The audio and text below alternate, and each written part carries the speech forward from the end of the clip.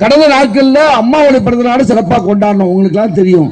இப்போ இது நம்முடைய எடப்பாடியார் கழகத்தை கட்டி காத்து இன்னைக்கு மக்களுக்காக தன்னையே அர்ப்பணித்து சாதாரண ஒரு விவசாய குடும்பத்தை பிறந்தவர்.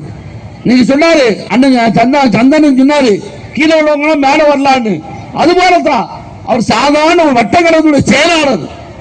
அவர் ஊர்ல சீலையம்பாளையத்தில் ஒரு வட்டக்கழகத்துடைய செயலாளர் இருந்தவர். பிறகு மாவட்ட பொறியாளர், மாவட்ட செயலாளர். அதுக்கு பிறகுதான் அவருக்கு எம்பி கிடைச்சது. எம்பி ஆனாரு, பிறகு எம்எல்ஏ ஆனாரு, பிறகு மந்திரி ஆனாரு. இன்னைக்கு கட்சியுடைய பொதுச்செயலாளர் இருக்காரு. காரணம் அவருடைய முன்னேற்றம், அவர் நடந்து வந்த பாதைகள். புரட்சி தலைவர் எம்ஜிஆர், புரட்சி தலைவர் அம்மாவுடைய ஆசி பெற்ற ஒரு நபர்னா இன்னைக்கு எடப்பாடியார் தான். ஆனா எந்த மாட்டு கருத்து கிடையாது. யாராலும் போய் சாதாரணமா போய் பார்க்கலாம், எப்ப வேணாலும் பார்க்கலாம். இன்னைக்கு ஸ்டாலினை போய் பார்க்க முடியுமா? யாரும் பார்க்க முடியாது. கனிமொழியே பார்க்க முடியல, ஸ்டாலின் எப்படி பார்க்க முடியும்? கனிமொழி எம்பிங்கிறதோ நம்ம பார்க்க முடியல. கனிமொழி எம்பிங்கிறனால நம்ம பார்க்க முடியல. புரியலையா? எம்பிங்கிறனால பார்க்க முடியல, அதே பார்க்க முடியல. ஆனா எடப்பாடியார் அப்படி இல்லை, எப்பனாலும் யாரும் பார்க்கலாம், சாதாரணமா பார்க்கலாம். சாதாரண ஒரு தொண்டை எடப்பாடியார். உங்களுக்கு தெரியும், அம்மா கொண்டு வந்த திட்டம் அத்தனை தந்தாரா இல்லையா? சொல்லுங்க. அம்மா கொண்டு வந்த திட்டம் உங்களுக்கு மிக்சி கிரைண்டர் ஃபேன் முதல்ல கொடுத்தாங்க, தாலிக்கு தங்கம் கொடுத்தாங்க, 50,000 ரூபாய் பணம் கொடுத்தாங்க, படிக்கிற பிள்ளைகளுக்கு எல்லாம் உபகரணம் கொடுத்தாங்க, சைக்கிள் கொடுத்தாங்க, லேப்டாப் கொடுத்தாங்க, சீர்வரிசை செஞ்சாங்கல்ல. 7 காலத்துக்கு ரூபா 18,000 ரூபாய் கொடுத்தாங்க. பெட்டகம் குழந்தை பெற்றோட பெட்டகம் கொடுத்தாங்க. இதுக்கு மட்டுமா? அம்மா உணவகம், அம்மா தண்ணீர் கொடுத்தாங்கல்ல, இவ்வளவும் கொடுத்தாங்க. அதே இதைத்தான் எடப்பாடியாரும் கொடுத்தாரு. உண்டா இல்லையா? உங்களுக்கு வேற ஒண்ணு இல்ல, சின்ன உதாரணமா ஒரு 2 கருத்தை படி சொல்லி நான் முடிச்சுக்கிறேன். உங்களுக்கு நேரம் ஆயிட்டு வருத்தப்படுவீங்க. பொங்கல் அன்னைக்கு உங்களுக்கு தெரியும், பொங்கலுக்கு எடப்பாடியார் என்ன கொடுத்தாரு? 2 கரும்பு, நல்ல தோகை உள்ள கரும்பு 2 கரும்பு கொடுத்தாரா? கொடுத்துட்டு இருங்க பச்சரிசி, அழகான பச்சரிசி, பவுன் போல பச்சரிசி கொடுத்தாரா? கொடுத்துட்டு அதுக்கு என்ன போடுவாங்க? சக்கரை, மண்டவளம் கொடுத்தாரு. அதையும் கொடுத்து ஏலக்காய், கிஸ்மிஸ் பழம், முந்திரி பருப்பு கொடுத்தாருல, இவ்வளவு கொடுத்து உங்க கையில நீங்க பொங்கல் கொண்டாடுறதுக்கு 5 தாத்தா, காந்தி தாத்தா, பெரிய தாத்தா, 2000 தாத்தா கிடையாது, 500 தாத்தா, 5 தாத்தா கொடுத்தாருல, வாங்குறீங்களா? இவன் கொடுத்தாரா? சாலை கொடுத்தாரா? என்ன கொடுத்தான்? ஒரு சூத்த கரும்பை கொடுத்தான், அதுவும் கொடுத்து போன அரிசியை கொடுத்தான். இதை கொடுத்துட்டு பொங்கலுக்கு நம்ம எல்லாரும் என்ன போடுவோம்? மண்டவெல்லம் போடுவோம். இவன் என்ன கொடுத்தா? சீனியை கொடுத்தான். சீனி யாரா போடுவாங்களா? நீங்க சீனி போடுவாங்களாமா? இது கூட அவனுக்கு தெரியாது. யாரும் இல்ல, இந்த அந்தோனியாபுரத்துக்கு வந்திருக்காப்ல நம்ம முதலமைச்சர். இங்க வரும்போது இங்க ஒன்று திறந்து வச்சாங்கல்ல, சும்மா ஏமாத்துறதுக்கு முத்தியாபுரத்துக்கிட்ட வரும்போது வந்தவரு அங்க பழனியில காய் விற்காங்க. எல்லாம் பொம்பளையாளு குத்திட்டு அந்தோனியாபுரத்தில் நீலாம் பார்த்துருப்பீங்க, விற்காங்கல்ல.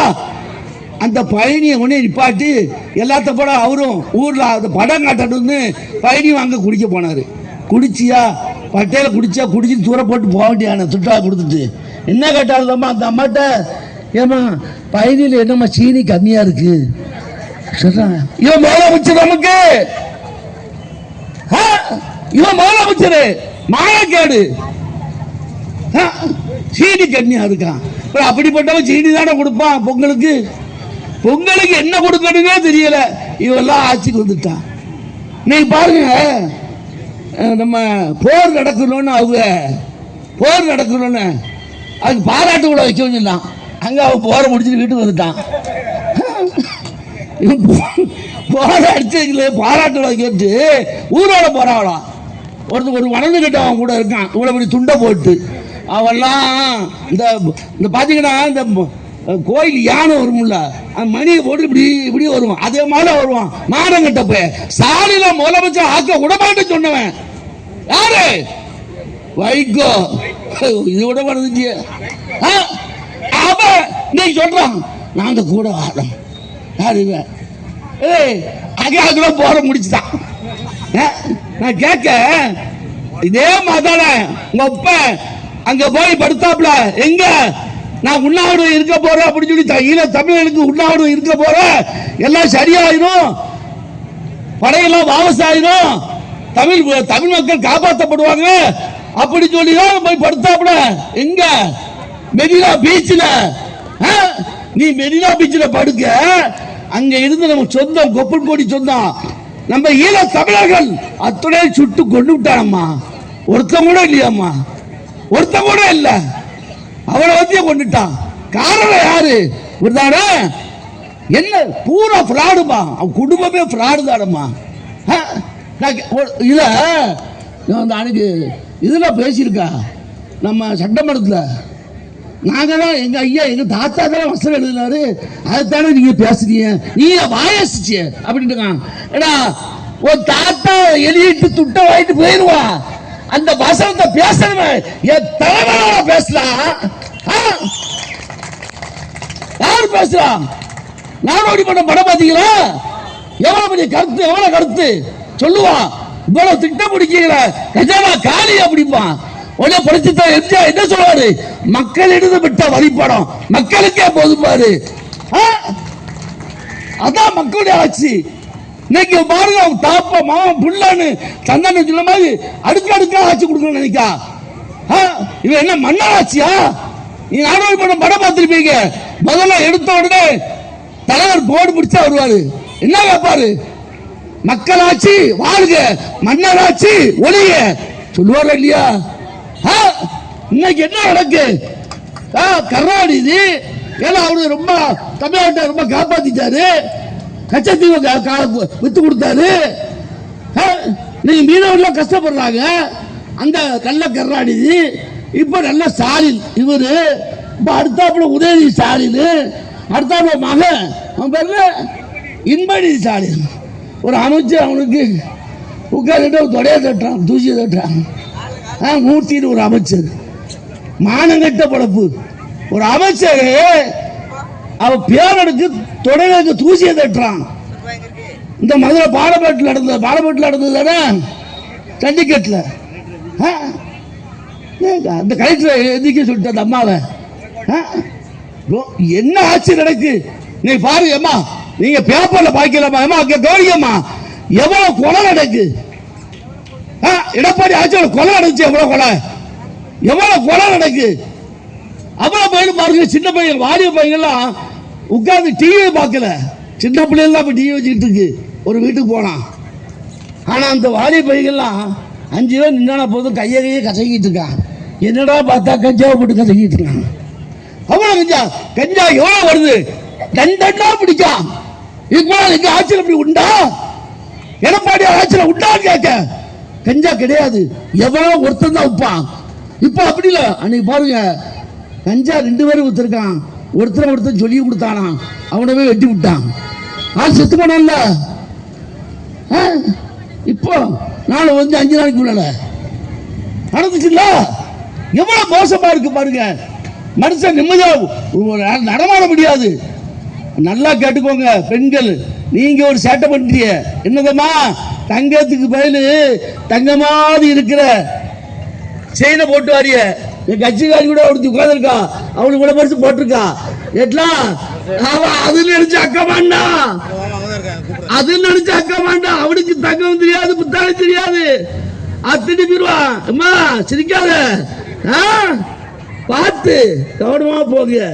இன்னைக்கு திமுக ஆட்சியில் கொலை கொள்ளை கற்பழிப்பு பாத்தீங்க.